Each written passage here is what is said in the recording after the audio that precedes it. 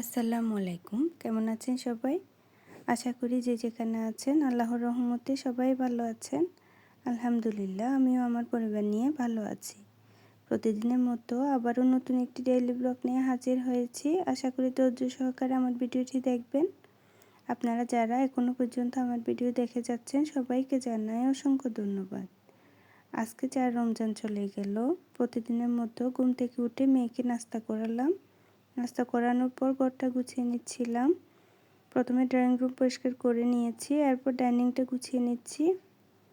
আপুরা, আমার ভিডিও যদি আপনাদের একটু ভালো লেগে থাকে প্লিজ একটা লাইক দিয়ে যাবেন।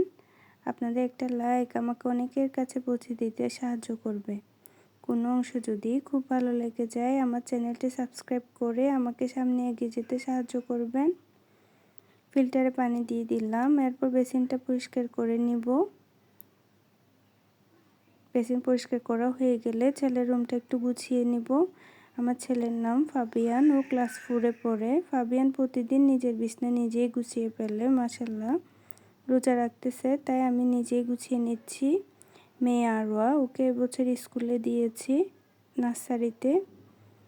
সবাই আমার ছেলে মেয়ের জন্য দোয়া করবেন। এরপর সারাদিন আর কোনো ভিডিও করিনি। আজকে ইফতারে হাজব্যান্ডও ছিল না, আমি আর আমার ছেলে মেয়ে ছিলাম, তাই তেমন ভিডিও করা হয়নি। আজকে এ পর্যন্ত। সবাই দোয়া করবেন আমাদের জন্য। আল্লাহ হাফেজ।